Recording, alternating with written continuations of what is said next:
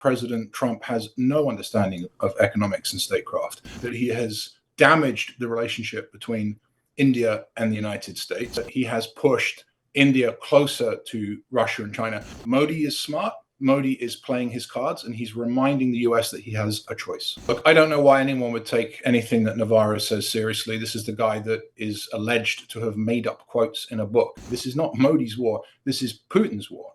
India is a super, super important player in the 21st century. It's only going to get more powerful. Ed, thank you so much for talking today, and I really appreciate your time. If you could just introduce yourself, your full name, please, and how you want us to designate you. Sure thing. So my name is Ed Price, and I'm an independent analyst who also teaches at NYU. Great. I don't know if you've seen the remarks from the Oval Office today. When asked about removing tariffs on India today, President Trump stated that we get along very well with India, but at the same time, he did make references to the tariffs that are imposed in India on U.S. companies. Now, how should this seemingly contradicting messaging be interpreted? And what does this trajectory of this relationship from its origins to the present moment reveal about the underlying tensions? Well, thanks for having me on. I used to think that President Donald Trump had a very poor understanding of economics and statecraft. And I realize now that that was wrong. And in fact, President Trump has no understanding of economics and statecraft. That is the only conclusion that I can draw, given the way that he's behaving towards India. Now, there is some case in a sort of good old-fashioned great power competition to have China and the USA go at it against each other. There's some case for Russia and the USA to go at it against each other. It's one of our national hobbies. It's one of their national hobbies. But there is absolutely no reason, particularly in the current moment, to have the United States and India clash like this. It wasn't necessary, and it was entirely the doing of the US side. Yes, India does place tariffs on items. I mean, by the way, so do we now. But the point is that India has a developing economy. So the entire conception of the post-war order was that those economies that were developing rather than developed would get the ability to put a higher tariff on goods. So I really don't know what he's talking about. I think that he has damaged the relationship between India and the United States. And it seems to me that he either does not understand the US national interest or is actively working against it, which is mind-blowing. Just a few days ago, we did see a united front that appears to be forming, which is President Xi Jinping, flanked by President Putin and Prime Minister Modi, all together in one frame, in one picture. How has President Trump's tariff strategy really backfired and strengthened the alliance that the United States has sought to counter over these years?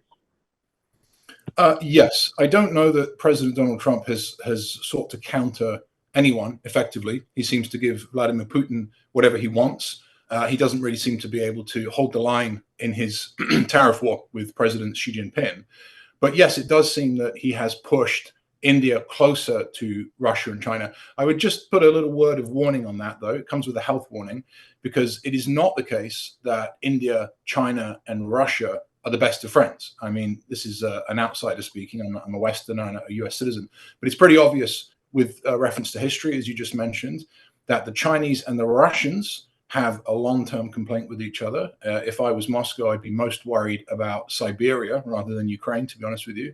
And of course, the Chinese and the Indians have very deep civilizational differences and a border dispute right up until the present day. So yes, President Trump has pushed Modi closer to Putin and Xi, but I wouldn't look at that visual that we saw, that compelling visual, and think that it is necessarily the case that those three men will now always work together. Modi is smart. Modi is playing his cards, and he's reminding the US that he has a choice.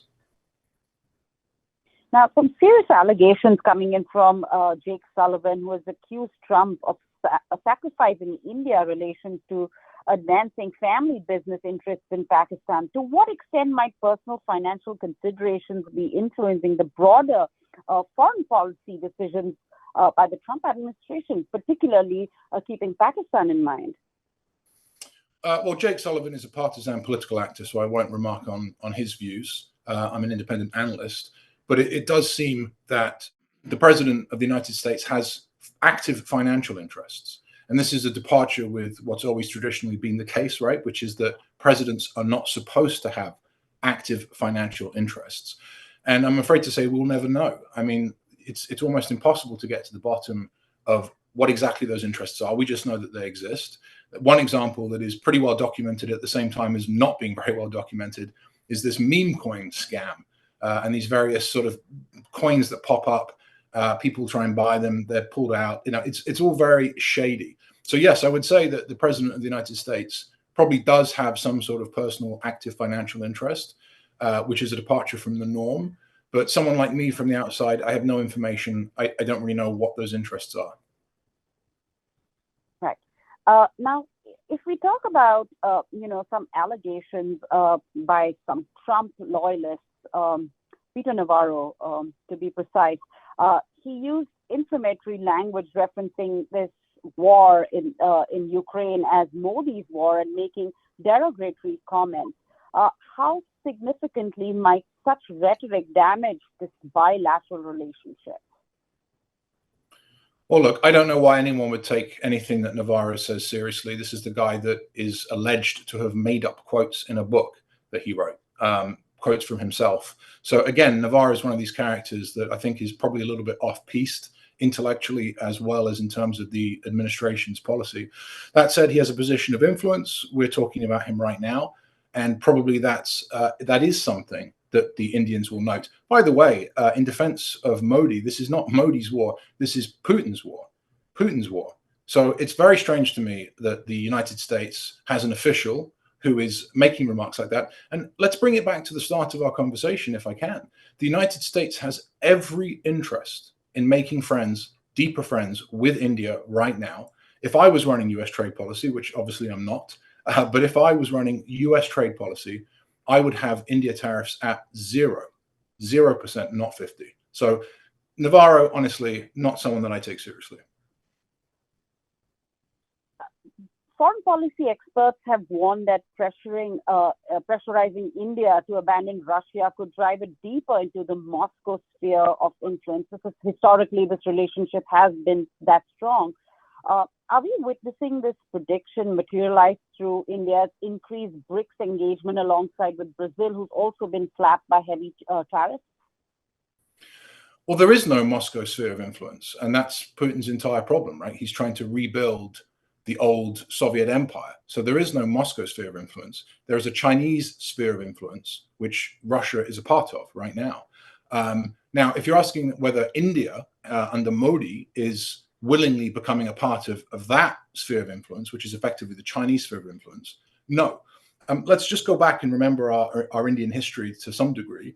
India is an independently minded sovereign with its own civilization. It makes its own choices. It, of course, basically led the non-aligned movement during the Cold War. So there's no way that India is going to permanently put its feet one side or other of a line, and especially not when it looks at what's happened to Russia, which is essentially a form of economic conquest by China. So my personal interpretation is that Modi's being pretty smart. He is reminding the Americans, he's reminding people like me that he has options, but he's not fully embraced China and Russia and is not attending the military parade, for example. Well, my last question is, what concrete diplomatic and economic steps could actually reverse this current downward trajectory before the United States potentially loses what many analysts consider as the most crucial 21st century partnership? I consider it the most crucial 21st century partnership. The partnership between India and the United States will effectively decide what happens between China and Russia. I've put this a different way before, which is to say that India has the deciding vote in the 21st century. If India chooses the US versus China, or if India sits out of any US-China competition, it will effectively decide the outcome. So India is a super, super important player in the 21st century. It's only going to get more powerful.